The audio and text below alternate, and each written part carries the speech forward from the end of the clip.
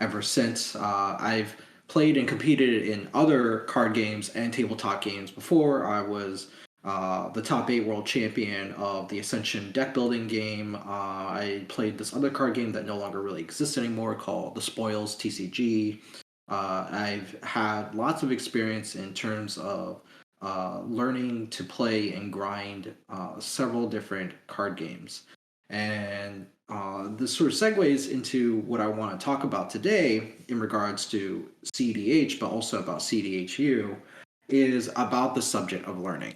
Um, a lot of things that some people might attribute me for in terms of what I've done on Playing with Power or at recent CDH tournament events, top fouring with unknown mono white decks that aren't in the deck list database or have no history whatsoever, and piloting those decks. I top 16 at the Founders Cup tournament, I want to say about a year ago, and I think like some people might not know about this, but I piloted a non-mono white deck. I piloted a blue-white Voltron list, and top 16 did that one as well. And today, I'm not going to be talking about how you could perform those types of feats, but rather talk about the process in which you can learn to do that yourself and to learn things that I have not even learned yet, because this is a very ongoing process. And so I'm, showing you what goes on in my mind in terms of how do I teach myself to be a better Magic player. Uh, and, this goes towards about CDHU. Big thanks and shout out to Mike, CDH Dad, for running this and also for running this Discord and hosting this space. He's provided a lot of resources for you guys to talk to about, and you're going to have a lot to work with. So there is a lot that can be very overwhelming. Where do you start? How do you go about it? Such and so. And I want to address that. And hopefully, by the end of this lesson, you'll have an idea for how you want to approach and utilize CDHU as your resource. So, without further ado, let's get started. So, this is sort of, I think, what most people have in mind in terms of this type of, linear approach to learning. This journey of what people think it is, or what that type of progression it is for them. That they start off playing CDH, they get involved with the community, they learn some strategies, they get good, and then they become the quote unquote world champion of CEDH. And it seems like a very simple equation of I put in this much effort and I get this much in terms of result. But in actuality, I think what the real representation of people's journey in terms of advancing or becoming a better player looks something more like this, right? What it actually is that the amount of time that you put in doesn't necessarily equate to you being a better player. Earlier, I mentioned that I was a player who has played this game for almost 2 decades, and I can tell you right now that someone playing this game for only 3 years could probably easily catch up to me or even be better than me. Um, but how is that, right? And I want to give an illustration. So ignore, some of this for a moment and think about the first time you all have learned Magic. I'm assuming that for those of you watching this, you all have some basic understanding of the fundamentals of Magic. We're not teaching Magic 101 here. We're not telling you or teaching you how to, what your proper land count is for a deck, or how do you cast spells and how do you use an instant and all that stuff. We're a little bit past that one, right? But recall the moment when you had to learn that, though, right? When you first started learning how to play Magic, and think about how long that took. Also think about how much you learned in that amount of time. One might say you learned a lot, right? Think about how long it took for you to really fathom or understand what card advantage was, or what tempo was, or what inverse advantage and card velocity were, right? And learn all those various different types of strategies, right? You might have read articles like, The Beatdown or How to Gush, right? And or The Philosophy of Fire. And you had a better understanding or grip of, how burn decks work or how storm decks work and such and so. And think about how much time it took before you could consider yourself a master of that subject. All right. And so, and I say that with like air quotes, because I'll get to that in a moment about what I think mastery is. But when you learn that process, right? Uh, I don't think most people tend to do this, but compare how long it took for you to learn each of these processes, right?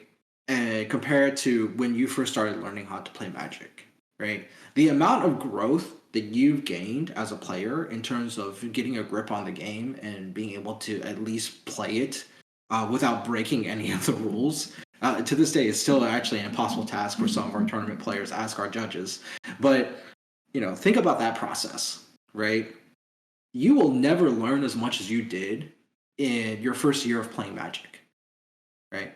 And that's nothing to be ashamed about, right? But you should, and it's a really silly question to ask, but you should ask yourself why.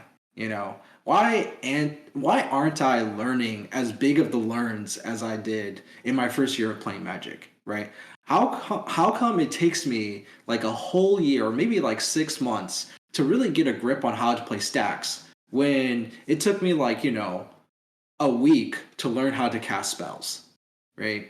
Why is this so difficult, right? Or why am I not learning as much anymore? It's a really silly question because I think that most of you all already know the answer is that, the subject matter is way more complex, right? We're not really, on training wheels anymore because, the thing like learning how to cast spells and spell slinging is rather, simple, easy, right? Like A plus B, right? But then knowing how to do like threat assessment and even like a concept like card advantage gets more nuanced than that. And so it's not simply a quantity issue, but rather a quality issue, right? Uh, your time does the amount of time that you spend does not equal to the same type of output anymore.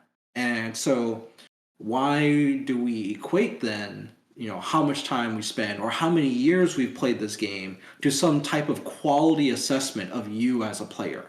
Like when someone's like, "Oh, listen to me, kid, I've been playing this game for this many years." Why does that matter anymore? You know? Because it really shouldn't. Someone could take a month learning how to play stacks or learning a specific combo line to like an owl list or a heliod ballista list or a teshar list or whatever, right?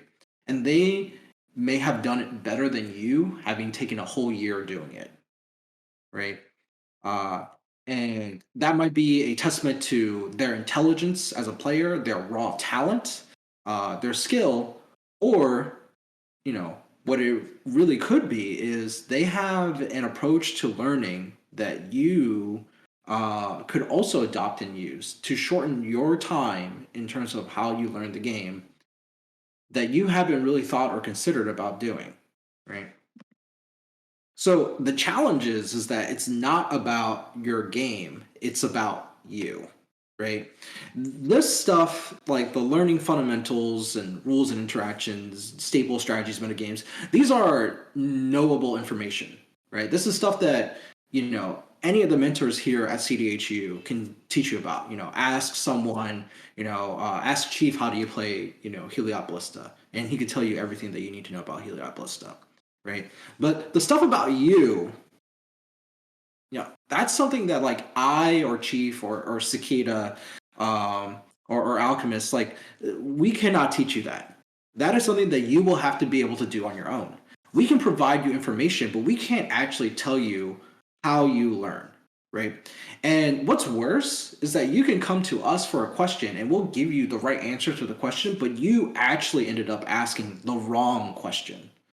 And a small little anecdote. I remember playing against Ryan, the Magda player, in like a playtest game where he was playtesting a Krark Tevesh list, and someone was playing Heliod Ballista, and I was playing Elish Norn.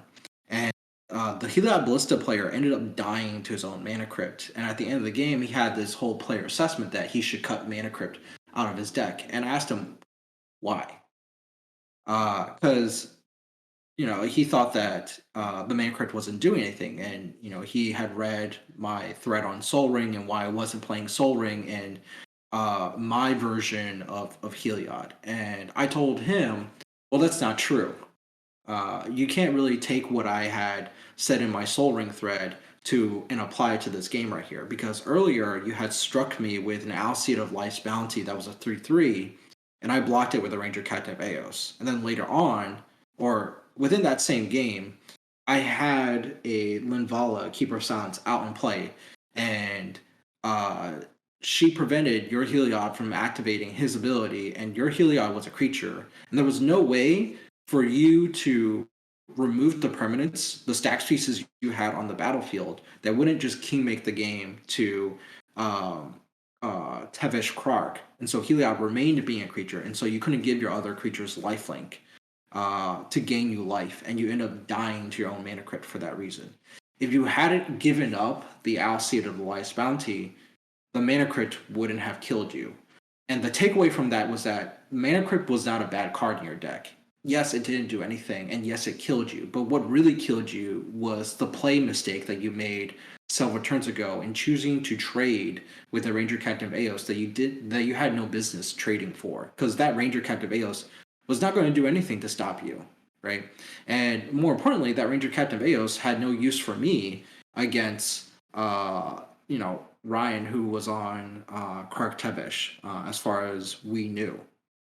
And so, again, that is a thing where a player has interpretation or analysis of something where, yes, the consequences or the situation or the output fits the analysis, but the analysis is still wrong, right? And I provided an ulterior analysis an alternative analysis that still fits the bill, but I think is more accurate to it, because there are several other cases where mana crypt could have been useful, right? But you're going to cut a card simply for this one scenario and not consider what else you could have done differently. And so again, this is a testament of not about the game of card choices and such, but about you and your ability to assess yourself, right? And we can apply this, microcosmic situation of one game to also how you learn. That if you start, talking to people like, oh, you're the best Heliod Ballista player, Michael Levine or something like that, and ask him, how do you pilot Heliod Ballista? You have to hone in that question a little bit better. Are you trying to learn Heliod Ballista because it's what you consider the best mono white deck? Or are you trying to learn it because it's the best stacks deck? Or are you trying to learn it because it's your favorite deck, right? The reasons vary, right? And will give you a different answer in each one. But it will also help guide you in terms of knowing who you're talking to, because Michael Levine might not be able to give you the best answer for one of those three things, right? He can give you the best answer for one of the other of those three things, but he won't give you the one that you might, actually be looking for. And you have to actually know that. He's not going to be able to tell you that himself. He's not you, right? So what I want to show you here is this graph or chart illustrating sort of where you might have started at, right? In terms of, your measure of success at CDH games. Maybe, you started getting to CDH at your local game store, or you started, playing with like stronger decks, right? Just better magic cards, as some might say, right? And you see like a huge performance in that, right? You might also just be getting better as a player. Like, the combo lines, you know how to pilot it through. But at some point, you just hit a wall, right? You hit a ceiling where you know already so much how to play this game, but and people in your area, they've escalated, they've gotten better, and they started playing with better cards, better decks, etc., etc. And now you're not able to win as much anymore because the competition has gotten tougher, right? This is the part where you do need to pivot, right, from this aspect of starting out to getting better, where the aspect of the game takes more of a backseat because those are things that you can learn already rather easily or quickly. What you need to change now is sort of your mindset of how do you process that learning, right? You can read more Star City Games articles. You can listen to more legacy players talk. You can listen to me talk. That's not actually going to help you, right? You can talk to the mentors here, and that might not actually help you as well either, right? What ends up happening is that you need to take controllership of your own learning process. What is it that I want to know now? What is it that I don't know now, right? Because you could continue reading primers all day, but you're literally just fishing up for the wrong answers because you have not actually identified what is the root problem of your ceiling, right? And the analysis part, that digging aspect of figuring out what it is that's your blocker or what it is that you're vulnerable at is not a very straightforward process. And in the Q&A, I can go over some things that you can do about that. But it's just as a fact, a stated fact that figuring that stuff out about yourself of what it is the next thing that you need to do is not easy, and there is no one or thing that can tell you what it is.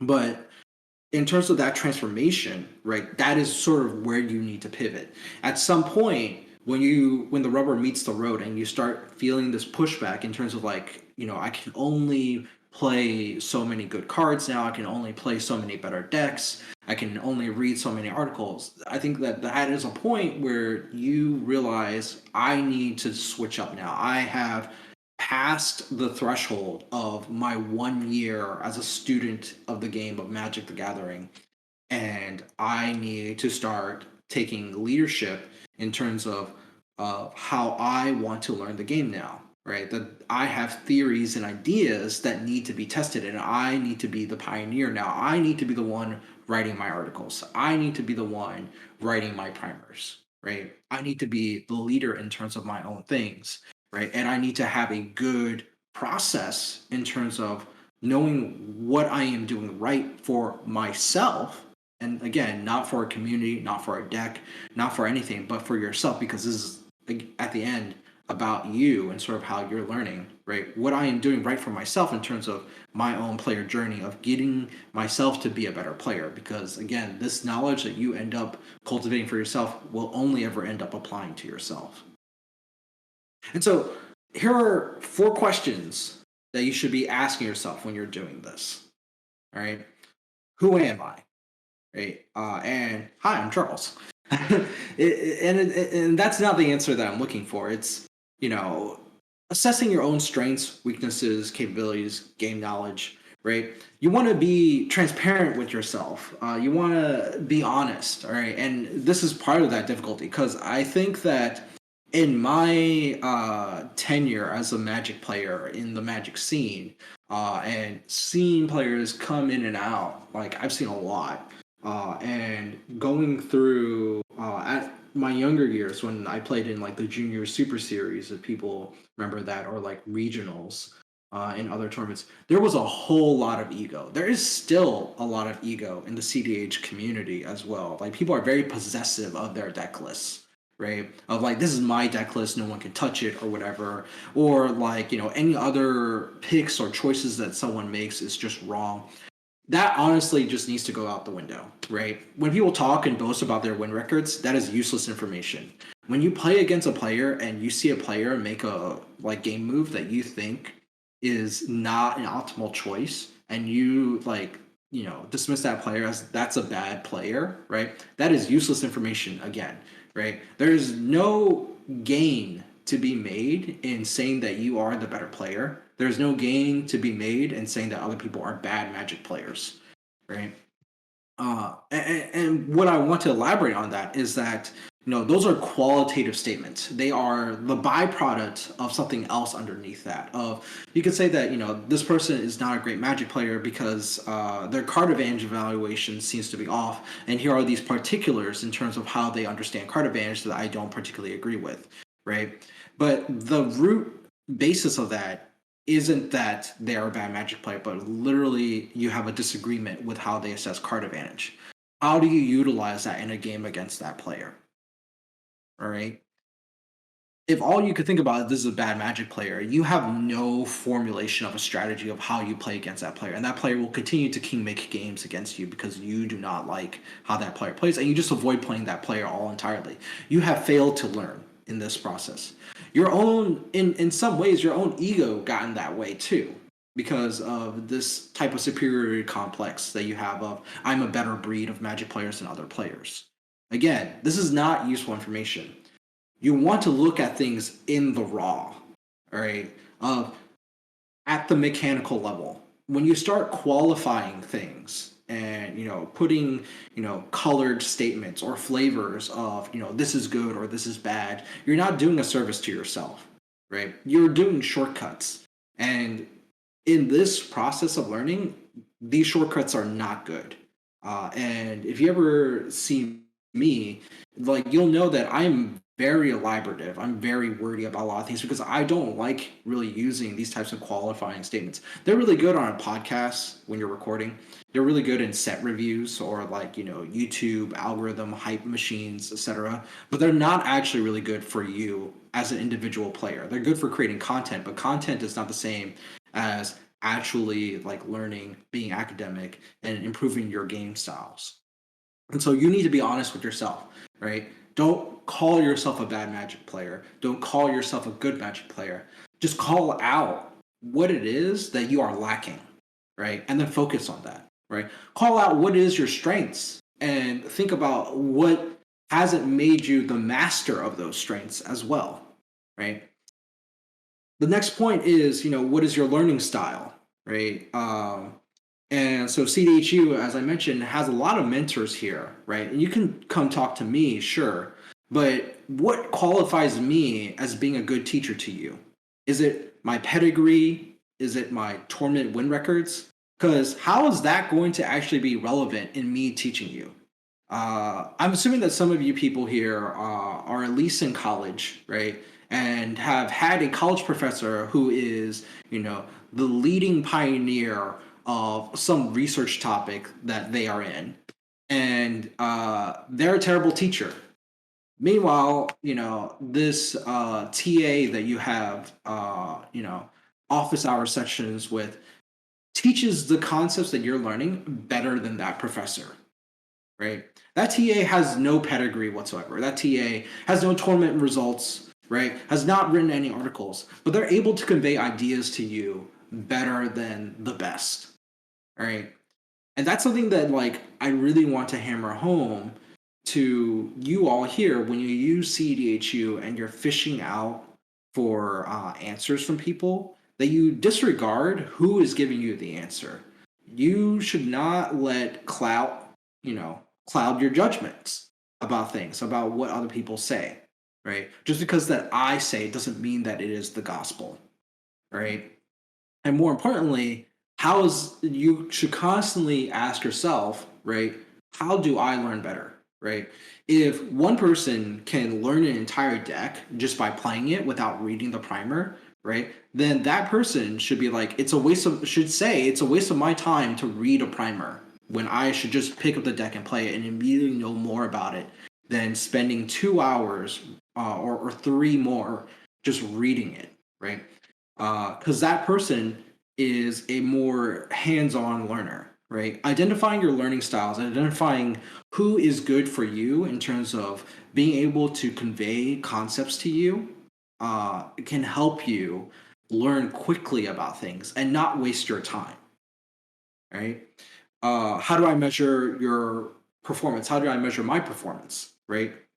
Again, kind of like what I said earlier about the Mana Crypt game, you you have to understand that like learning, as I shown earlier, is not a linear process. A concept that I use quite a bit is billiards. If anyone of you plays pool, you'll learn that like there's a certain way that you need to learn how to shoot a cue ball. Because if you don't study that technique and you're doing it wrong, and you have your own weird configuration or style, you'll learn like the advanced geometry and how to angle shoot.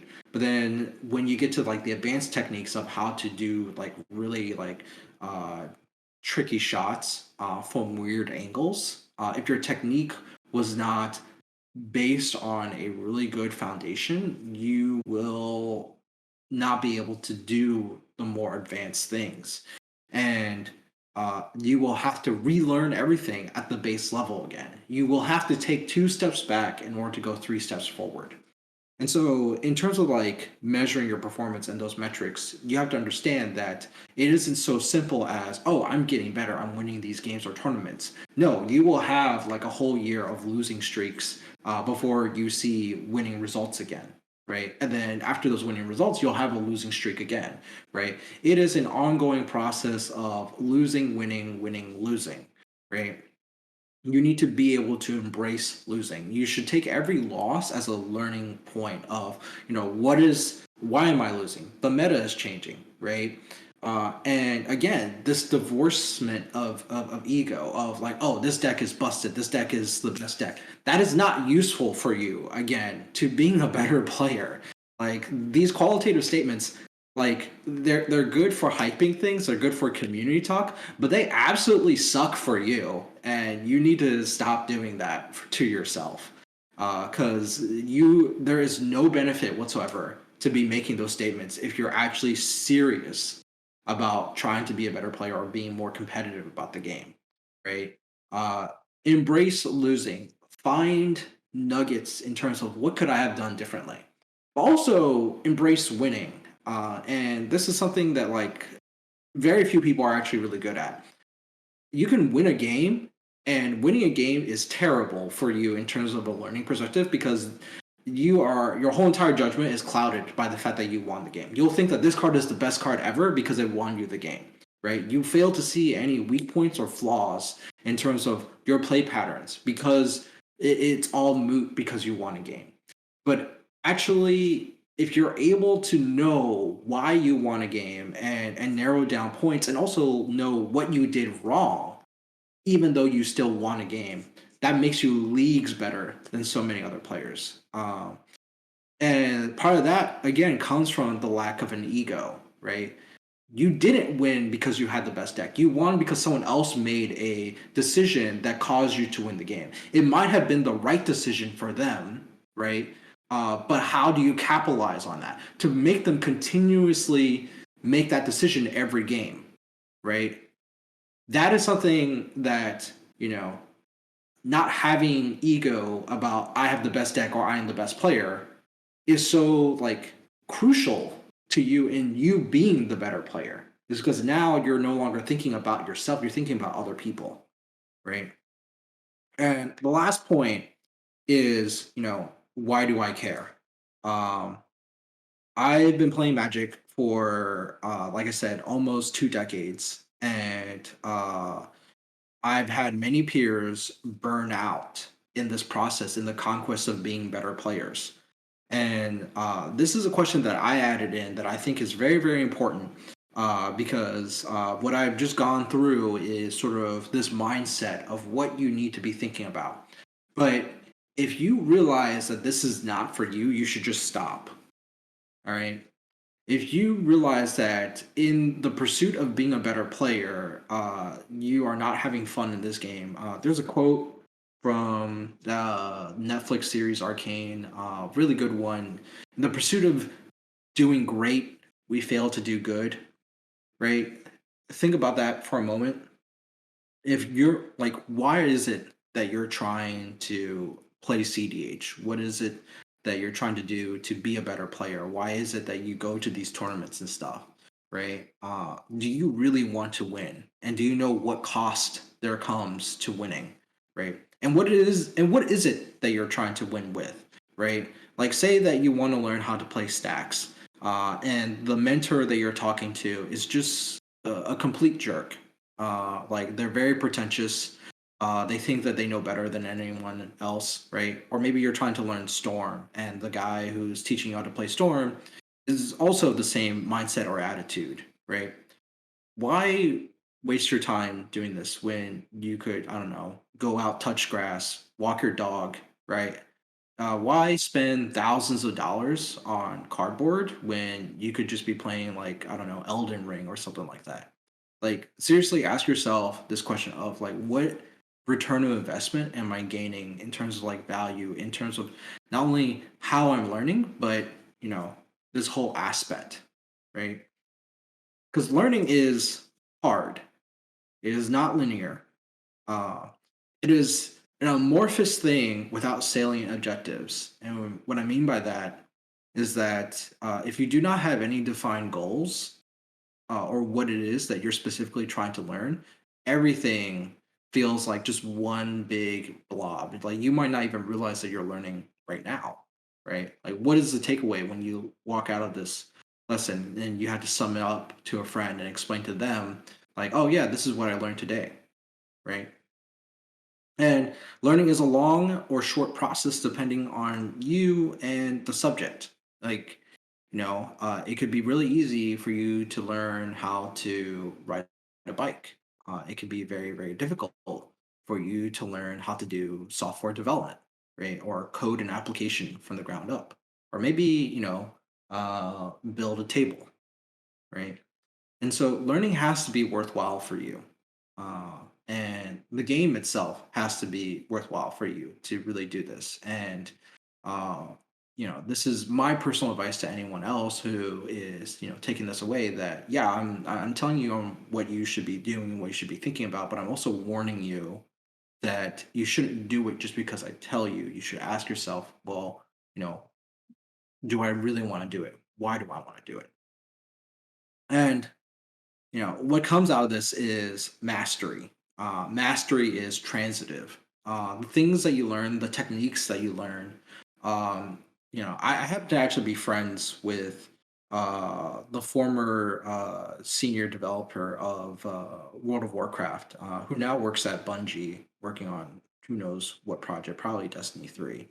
But we had a really good conversation about games, and his catchphrase is "games are games," right? And yeah, what you learn is sort of what I've talked today can and I believe should be applied elsewhere. Like, this type of mindset is very transitive. It is a lifestyle. Being a master of something is a constant process. You're always learning something new while you are teaching. It is not a state. You don't just get up to the top of a hill or some peak and be like, all right, that's it. That's all that I could possibly learn. No, it's a constant ceiling that you're breaking all the time. Uh, so the quote that I'm going to leave with you all today is a poem that my mother actually had me recite as a kid. It's translated from Chinese to English, and it goes: "The sun beyond the mountain glows, the yellow river seaward flows. You can enjoy a grander sight by climbing to a greater height." Right?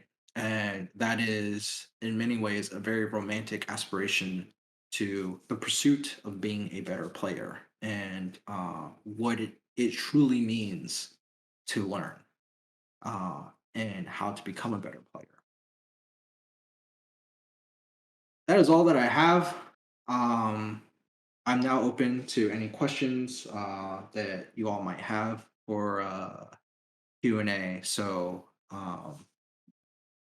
All right. So the very first question, and I may have you just reread it, would be: do you ever find yourself resetting the learning curve based on meta? Right. So you talked a lot about learning certain skill sets and development over time, but the meta is an ever shifting thing.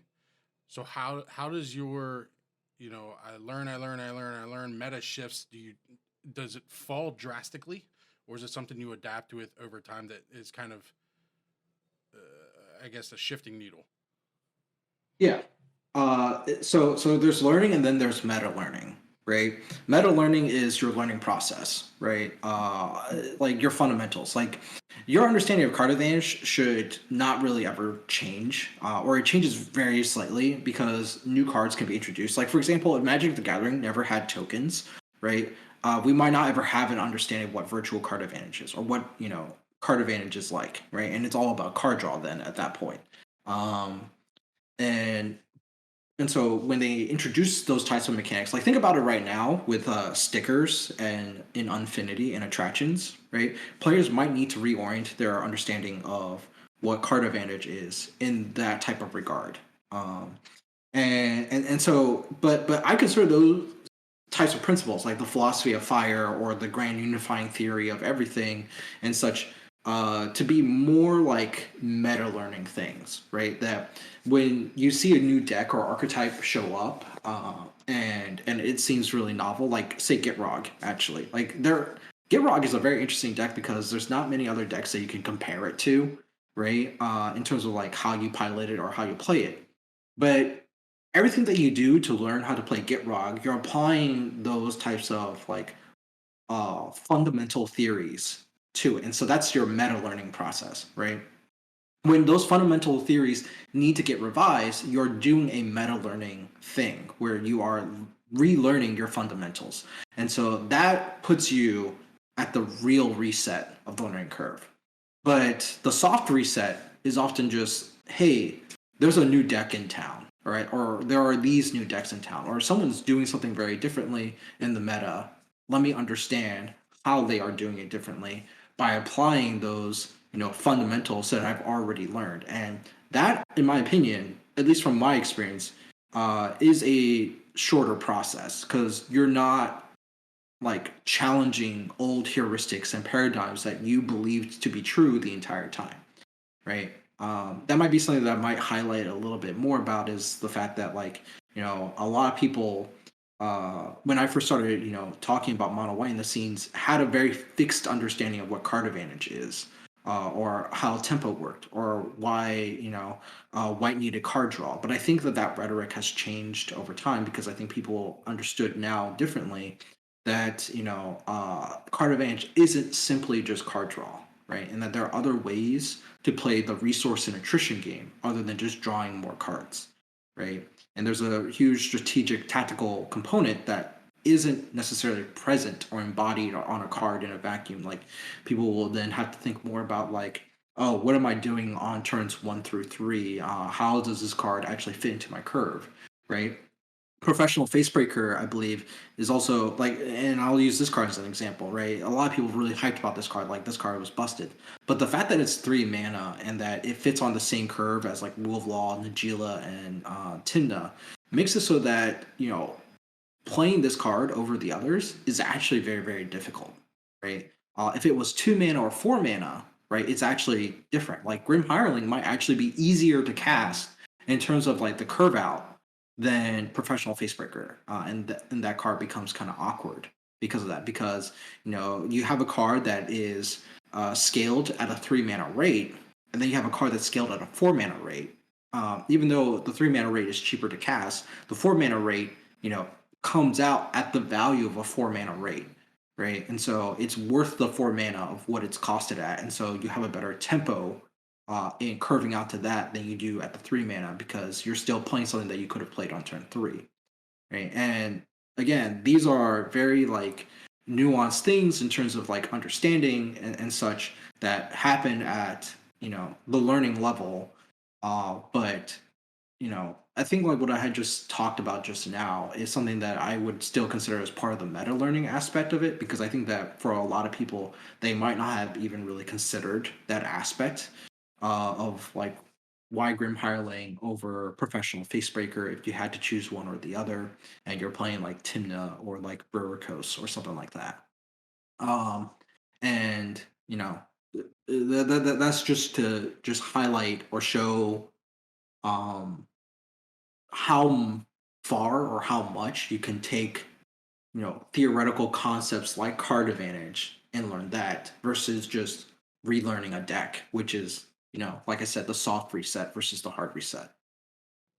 All right, looking into the next question here is actually from Dante. So, how else do you approach self-identification of problems blocking your learning curve aside from conversations with players that you can actively engage with? Are there alternatives to that or different perspectives that you would have kind of in the back pocket? Yeah, there's quite a few that I have that I think is really helpful. Uh, Play other games. Actually, seriously, play other games. It's really, really, really helpful. I was on a 2 hour card ride with Sinestra. You can imagine how that was like. Believe it or not, we didn't really talk too much about K-pop, but we talked about fighting games. Sinestra is a huge fan of fighting games. And he's honestly a really cool guy. If people stop bullying him about Yuna and actually talk about other things, he opens up quite a bit. But fighting games is very phenomenal because, and I see this with other Magic the Gathering players. I was talking to some of the members of the Cabal at Pond City, that I thought was a very fascinating thing because there's a large parallel to it. Sometimes, I'm going to jump into another aphorism. In Avatar: The Last Airbender, Uncle Iroh had this saying, sometimes in order to help yourself, right, the best way to help yourself is to help others, right? Playing other games can help you figure out things about yourself in another game that you may not have realized. And I use like Smash Bros and fighting games as a reference because if anyone ever like takes the time to study the community and their behavior in the fighting game community and the Magic Gathering community, they'll see that there's a lot of parallels. It's very, very spooky, right? And this is kind of like what I said about like the meta learning aspects are very transitive. And so, you can see, parts of you in terms of like, okay, well, I have a really bad habit of, topping up my wins to luck and things like that. Uh, and, uh, and, I need to stop doing that. How do I stop doing that? Right. And you see that in fighting games that, like, if you're a fighting game player, you don't actually do that. You don't just say that your opponent got lucky, right? You need to then stop for a moment and think about like, well, why is it that I'm not doing that for fighting games, right? And you can be like, oh, well, the game is different, but actually think about, more to this fact of, well, how am I able to analyze this differently? What is it that I'm not able to analyze in a Magic game, right? And then start working your way through that process, right? Actually stop for a moment and think about how you think, right? And I think that that can help you overcome certain like blockers in terms of like the whole self-identification thing of like how do I learn and all that stuff, because you might not be cognizant of how you learn when you play a game of Magic, but you might be more cognizant when you play another game, and then ask yourself, well, why aren't I thinking like that when I'm playing Magic? Awesome. Another question we have here is from Nick. I jotted it down. It's from Alchemist. How do you navigate, or what is your response? Using all of these things that you've been talking about here. There's a lot of the best deck conversations, right? And if you're not playing the best deck in the format, you're either wrong or bad, right? So how do you navigate kind of those waters, using some of the tools that you have here? It may be subject adjacent, but I still think it's important. Okay, well, yeah. So, first of all, people can have an opinion of the best deck, and oh, you know what? I forgot to mention this. The person who made these slides is Everyone. He doesn't really have a Twitter anymore, but I definitely want to give a shout out to him for credit where credit is due. I think that he still has this Twitter post, but he talks about like different types of players, and it's not like your Timmy, Johnny, Spike, but sort of like different types of players along the learning curve, right? And You have someone who is just the journeyman, who's just starting out, right? And is very open minded of like, anything can be good or whatever. I have no opinions. I'm not going to stake my life on it, right? And then you have uh, sort of the veteran, the person who has now seen it all and has very strong opinions about things like don't play this card's bad, like I've never had a good experience playing this card. They might not be able to articulate their thoughts very well about why a card isn't good, right? And again, that's a thing that I want to highlight. Just because that someone isn't able to articulate doesn't mean that they're stupid, right? It just might mean that a, they don't have a lot of time in terms of explaining things to people, and or like b, like talking isn't their strong suit, and they have very little patience to indulge in what they consider the tomfoolery of others, right? Again, don't take it personally. That's them. That's not you, right?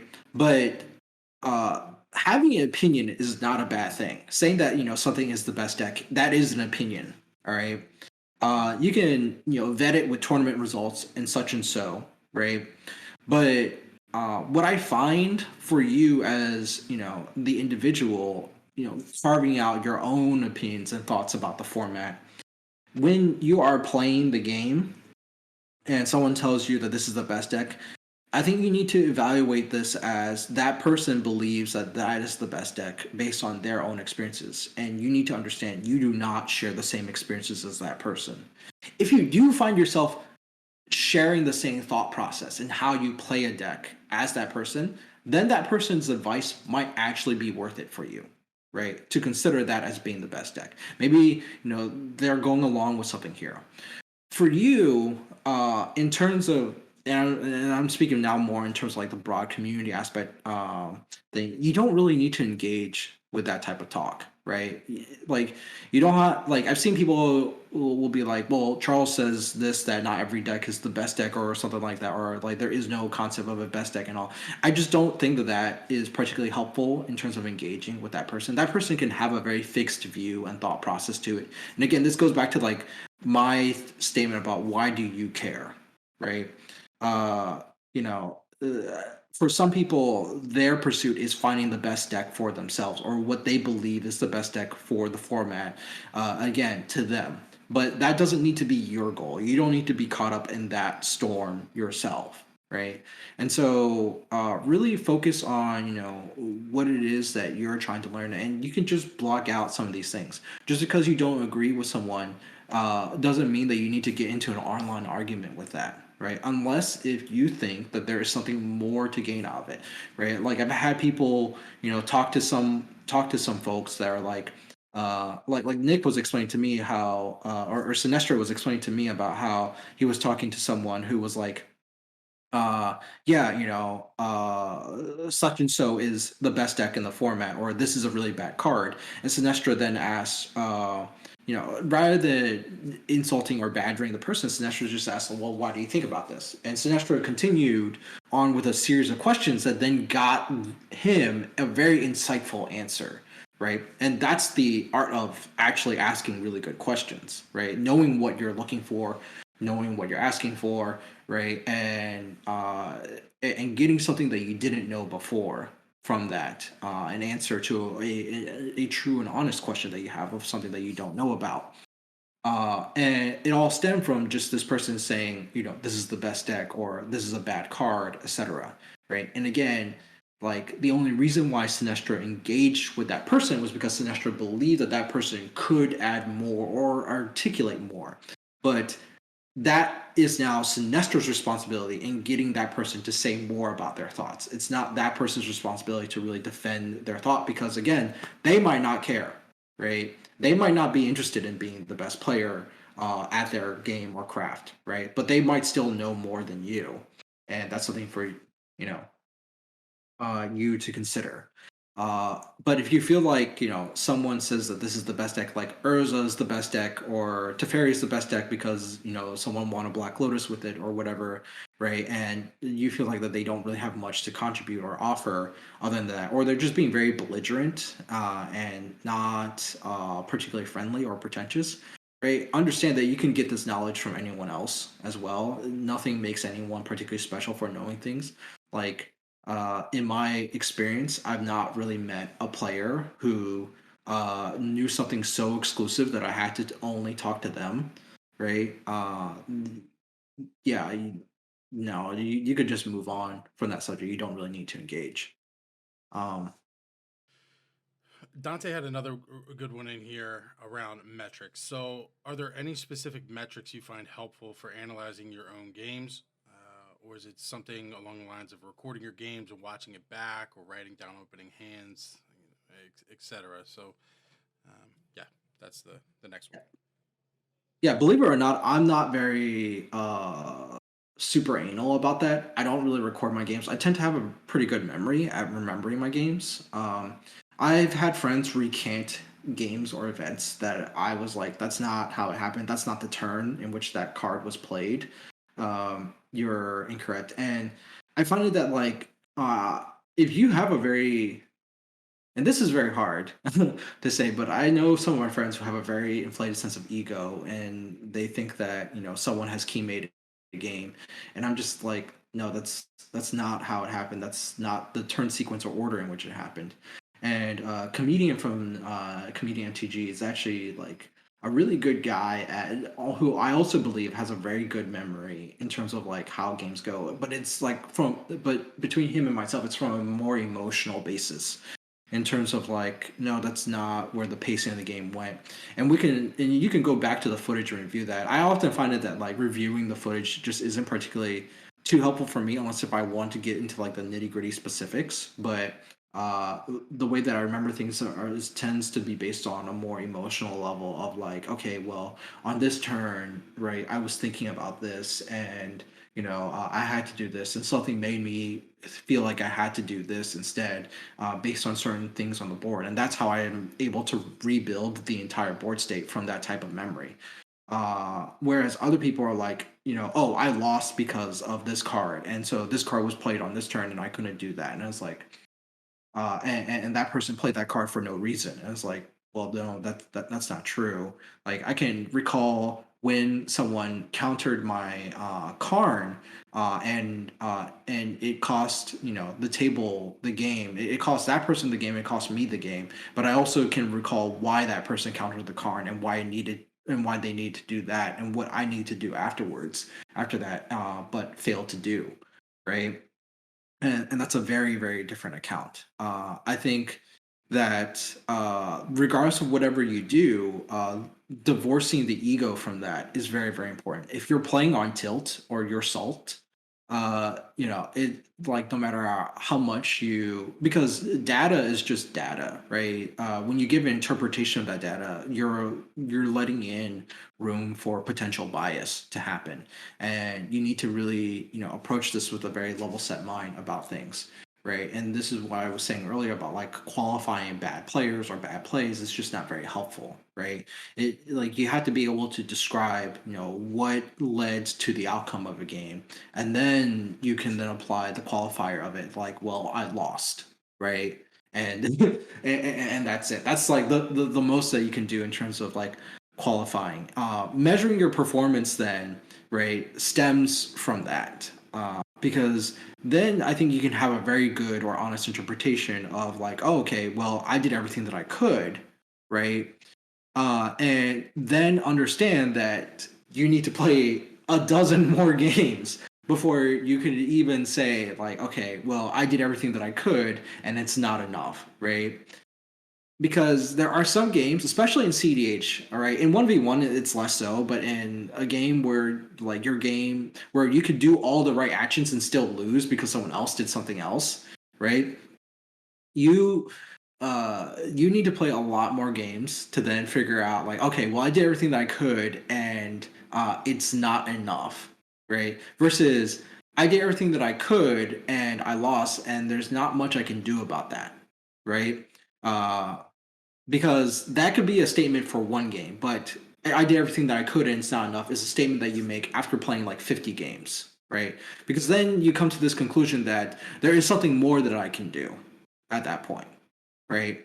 But you need to have a lot of good data to come to that evaluation, and you need to do that type of process of analysis of like not thinking in terms of that was a bad play or etc., but like, okay, I played this card and this person countered it because of these reasons on their board. They have a particular style or habit. They aren't willing to play interaction on these things, right? and then I switch up my playstyle so that I can take advantage of that. And they're still doing these things, and then probably after like the 10th game, you then realize like, okay, well, this card isn't really doing much for me because it's not good for me to play it, but it's also not good for me to sandbag it either. And when I like play it at these different types of intervals in the game, it creates different board textures. And what I really need in terms of like, a card that gives me more maneuverability around this other person's game actions, because this person's game actions, without qualifying whether or not this person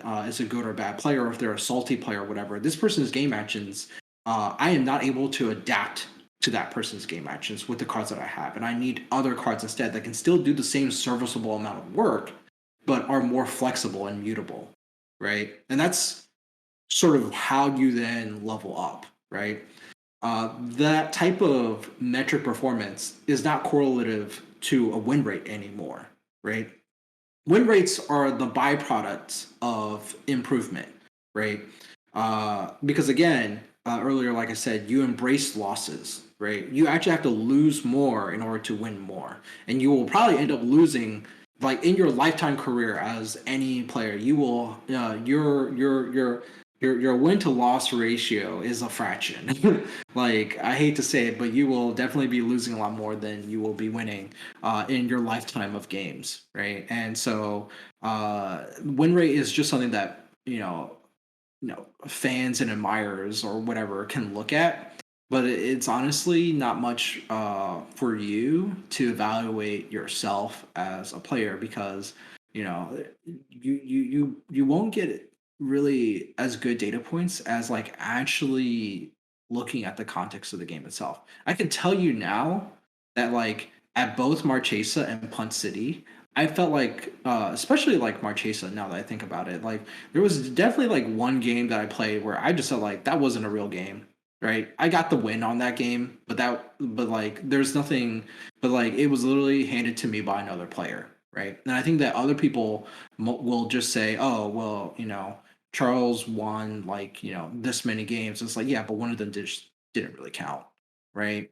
And that's not me dismissing it as a non-game or something not useful to me, but it's just more the fact of like me identifying, well, what decisions did I make in that game that mattered? And I recognized there weren't many, that actually did matter too much, right? And being able to associate like that's a win for me, but that's not a win because of what I chose to do, but rather a win because someone of something that someone else did, you know, like being able to, and that comes from you know having a very tamed ego and just being like, yeah, I'm not the best player and such. And our last question here is actually from one of our newest patrons and joiners in the CDHU, Griff. So, how do you deal with deck fatigue? Um, you know, getting bored of a deck before you mastered it. He has a comment in here that he noticed it's one of his main barriers to learning is that they bounce around between decks a bunch. So how do you kind of navigate those waters while you're trying to improve and grow over time? Knowing that, hey, I might get bored of this, in the future. Yeah. So, for those of you who don't know, I've actually dismantled Elish Norn. Like, I don't really play her anymore. It's not because like I'm fatigued about her, but like literally I build so many decks now, and I had to like cannibalize other decks to build other ones. And I decided that like I had other decks that were also functionally like Elish Norn that I didn't really need to have Elish Norn sitting around. Elish Norn was actually originally a deck that I created and showed to Michael Levine as a lighter version of like my OG Heliod list, not Heliod Ballista, but like the one that gives all your creatures vigilance. Because I wanted a game that could um I wanted a game that could Said it's not available. sorry. I wanted a game that could I wanted a deck that could win like at a faster pace than OG Heliod. And then a friend of mine then submitted the Ellistorn list to the or made a primer for it, and then had me submit it to the DDB. and it ended up in the Brewers corner for a while. But there was not really too much love for that deck. I just played it because most people complained about Heliod taking too long to win, and for tournament play, I just figured that Elishnorn might just be better to bring to that. Uh, but I don't know, like, and this goes to like kind of like what I was saying about like mastery. It's a lifestyle. Like when people talk about like me and the mono white brand, uh, and this is just personally for me as a clarification. I don't only play mono white. The whole basis of me playing mono white has often been about what I had just talked about is the fact that you can apply a lot of the thought process that I went over here to anything, right? And I just happen to apply it to like playing mono white, but I used mono white as a vehicle to demonstrate this to people because it was considered the worst color in Magic to play, and I want to show to people that with the right mindset, you can even take the worst color of Magic and still make it look pretty decent. Um, but like it doesn't really have to be mono white. I just ended up being called a mono white guy, but it really isn't like an obsession with this color. It's just something that I like playing, and I just happen to have a mindset that allows me to like push it, past what other people might think it is capable of. Um, but like, I can tell you, like, you can ask Rebel, like this past last weekend, like we played a limited double masters, and I had drafted Sans White, and it was pretty good. And you can talk to like Sinestra or like Josh from My Muscle Magic. My birthday weekend, we had a bunch of people come over, and I piloted every deck that wasn't mine and went undefeated with each of those decks, and none of them were mono white decks. Again, it's a huge mindset thing than it is about like uh, deckless or anything else.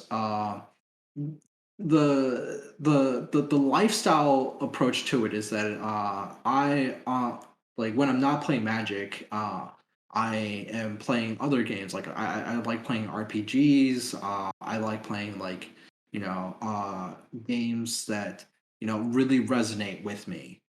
When I first started playing Magic, the guy who taught me how to play Magic gave me a bunch of Mark Rosewater articles to read, and I loved reading his Color Pie and Mechanical Pie articles. They're really great stuff in listening to his podcast. Whereas, like, my more spikier friends, listen to Zvi Mauschwitz or like Mike Flores or something like that. I was tuning in to like the flavor of the week with Matt Cavada or like the design notes from Mark Rosewater. I mean, like I'm not sure if some of you guys know, but Mark Rosewater was the I believe the designer for Umazawa's Jitte, which is I think like absolutely crazy because when people ask him like you know what were your thoughts about like the competitive format with Jitte, Amaro just responds like I don't know, I just thought that card was fun. And I think that that's really funny. But in terms of like dealing with the burnout, I know I'm getting like a bit off tangent to it, but this leads to a point that like it is I don't necessarily feel the burnout because I'm just doing things that I enjoy doing. I'm not focused on like, oh, I need to get really good at this deck. Instead, it's a more holistic approach, right? I play like fighting games. I play RPGs. The gotcha game that I'm playing is Fire Emblem Heroes, and it tickles my brain in a very nice way. And one of my favorite characters that I play is like a human cleric, right? Which has strong similarities to like mono white. Like I play Hearthstone from time to time, and the best class that I play is Paladin, right? Like I'm never really off that mono white train, and that's why I preface this as like I'm not just a mono white guy, but it's just something that I like doing, right? But you don't have to play mono white. I don't encourage anyone to play mono white simply because they think that it's good. It's not really. You any color is good. You can play blue for all that I care, right? But it's just really like you have to have that type of mindset, And then to avoid fatigue, you have to really just enjoy doing it. And the transient aspect of it is that you could be doing it even when you're not playing Magic, right? And to get to that level and realize that, like, you have to learn some meta learning concepts. Like, how do you take card advantage or tempo and apply it to something like chess, right? If you enjoy playing chess, right, take those concepts, those meta learning concepts, play it there, right? And carve out your own identity in that process of who you are, how you learn, what you like, associating yourself with, what particular play styles you enjoy doing. Like, there's tons of other TCGs that have, like, if you're playing Legends of Runeterra, for example, has a concept very similar to like Dredge that you could be playing, right? If you really like Dredge, but you don't want to feel fatigued playing Dredge in Magic, play Legends of Runeterra, right? Like, I played Demacia tribal in Legends of Runeterra. I'm just a huge, I love the mechanic of throwing a bunch of dudes down a table, playing anthem effects, like just being very like mid rangey and all that stuff. But like, see how I'm able to articulate that about another card game using terminology that's from Magic the Gathering, right? That's one way. Like I said, that is a way for you as an individual to be able to still work and cultivate your skills about one deck without ever having to really touch that deck. And that's how I would go about it in terms of avoiding fatigue. Like, if you want to go out and touch grass, you can still touch grass and learn. I appreciate you being here and sharing all this information with anybody. We're gonna wrap this up here. Do you have anything else that you want to kind of add on to the end there, and then we can kind of send us on our way? Yeah, I just want to give a special thanks out to everyone for creating these slides again. I apologize for not mentioning his name earlier. I mean, he really, really helped out a lot. A lot of this was sort of like, I mean, these were my ideas, but it was his work in terms of like putting this all into a presentation for you guys to see. Mike, thank you again for having me on here. You're great. And I feel like, if we were in a room, I would ask people to applaud you because you do so much. And if you guys need to reach out to me or anything like that, you can find me on Twitter at Ilvaldi. Uh, and I also moderate on Josh's Discord, the Mind Muscle Magic Discord. You can also find me on the Playing with Power Discord and the Mind Sculptors Discord, but it's just really easy to get a hold of me on the Mind Muscle Magic Discord.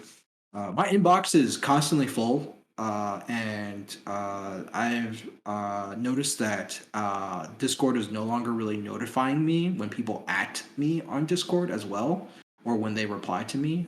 You might just have to straight up DM me on Discord if you want to get my attention. But I just want you all to know that if I don't respond or if I give a curt reply, it's not that I feel like you're not worth my time or anything. It's simply because I have a really, like, my list of things has just gotten larger and larger and longer to do. And again, this is sort of the reason why I bring this whole thing about like the learning how to learn aspect, so that one day maybe you don't you don't actually reach me for questions, and maybe I reach you guys for questions sometimes. So yeah, here's hoping to that. We are going to download these. They will be uploaded. They'll do all their bits, and we'll we'll share with the wide world. But thank you, everybody came here. We've had a couple people in here the whole time. We've had some folks be here for 90% of it and had to dip out. But the questions have been awesome. The conversation has been great, and I appreciate it. So I think we'll wrap up seminar one. If we had an applause button, I would applause greatly.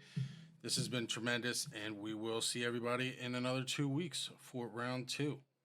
Have a great day, everybody. Thank you.